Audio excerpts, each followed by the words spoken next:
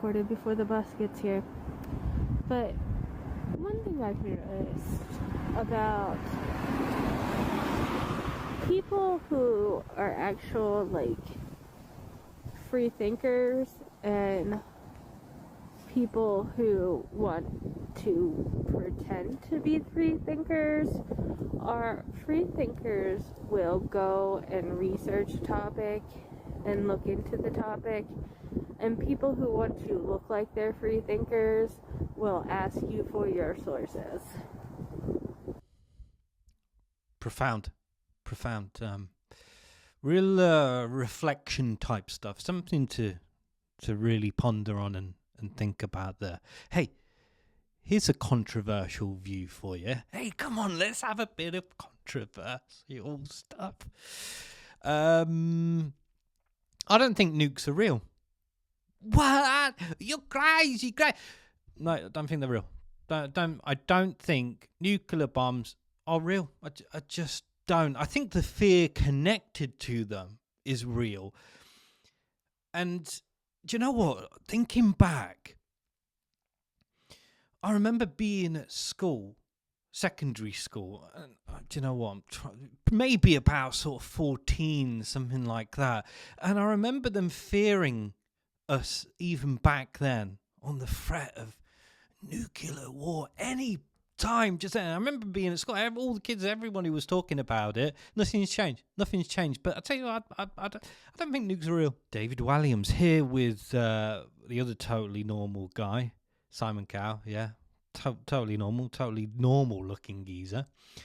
But don't look. It's not. Forget about the looks. Yeah, let's go for personality. Well, David Walliams says he'd identify as non-binary if he were younger.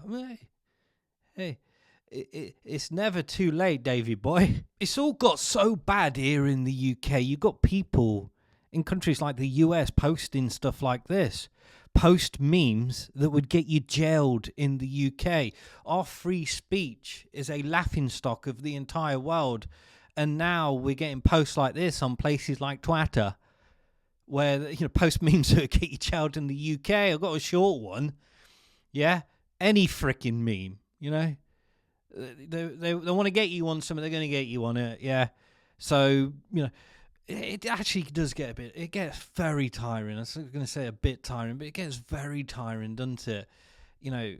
I look at it from the comedy aspect, just being able to have a laugh at something. Red lights. What have you said? What have you done? Yes, I suppose this sort of stuff is warranted, right? Oh my God, it's time for a bit of celebrity gossip. Personally, I couldn't give a shiny shizer whether, in fact, Nicole Kidman has had as much work as she wants to get. I couldn't give less of a feck, right?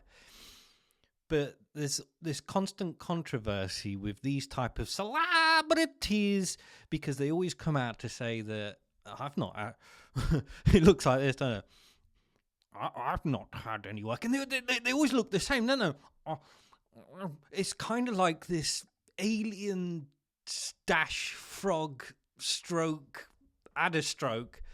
It's like they've all gone to the same freaking doctor, isn't it? I've not had any work done. So look, like I said, I don't care whether she has or hasn't. Yeah, so I'll tell you something made me laugh. I saw on Twitter, I can't remember who it was, but he commented, what is it about ginger women? They're either a 0 out of 10 or 11 out of 10. That cracked me up. Yeah. But that's Nicole Kidman. Has she had any work done? Oh, I'd hate to comment. Again, probably can't because I'm here in the UK off the back of what memes are going to get you in trouble. But, like I said, it ain't about the looks. Just be honest, though, huh? If you want to duckify yourself, just be honest about it. Don't hide the fact that, you've been to that doctor that turns you into a frog. Just be honest about it, huh? And hey, sticking with celebrity gossip. Actually, this is less celebrity gossip, and this is more like I've seen this, so you have to, right? Watch this, because I'm really beginning to believe that celebrities generally are not, they're not human. I've seen this week people are taking the lyrics of Defying Gravity and really holding space with that and feeling power in that. I didn't know that that was happening. I've seen it, yeah. That's really powerful. Mm-hmm. That's what I wanted. So I don't know who that lady is, but the one on the left, I believe, is Ariana Grande. Is that, again, I'm no good with the celebrities, but I think that's the one. The Bag of Bones, basically, yeah. This is, I think, promoting Wicked again. I look, I'm sharing this stuff just for a laugh more than anything else. I actually cannot stand it. But watch this. Yeah. Oh. I didn't know that was happening. I've seen it. Little touch of reassurance there to our alien friend and colleague. I didn't know that was happening. I've seen it on a couple posts. I don't know how widespread, but I am in queer media, so that's my, It's really cool. Yeah. She is in queer media. There's a new book out. Look, it's my new book. There's a new book, and you're thinking about what Christmas presents to get the kiddies, maybe even to get yourself. This is a kind of combined one that you might be interested in. It's a book about how refugees are in fact amazing. Yeah, but that sums it up. Refugees are amazing. They enrich our country. They drive growth. You kind of get in the picture, aren't you, that maybe this book has a little bit of bias. Again, don't know the full details about the background, who wrote it and what have you. But there's a wee bit of bias about how good refugees are and the real positive effects of that. Like I said, I don't know the full details about the author and what have you, but one thing I can probably take a good guess at is that they've never lived in a large amount or congregated area of them. Bah humbug. Ebenezer Scrooge's gravestone. Yeah, Yobbo, vandals, smashed it up. What's that about? Yeah, this actually did get me thinking. I looked at this and I saw the article and I was like, Ebenezer Scrooge, what was that?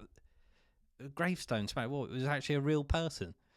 And then it goes on to say that it was a fictional gravestone for whatever Ebenezer Scrooge was in. So it isn't actually a real person, but the gravestone still was Scrooged.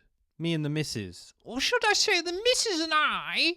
That's proper pronunciation, although I'm doing my best to maybe even physically as well as mentally remove myself from the UK. Maybe that would be a good idea.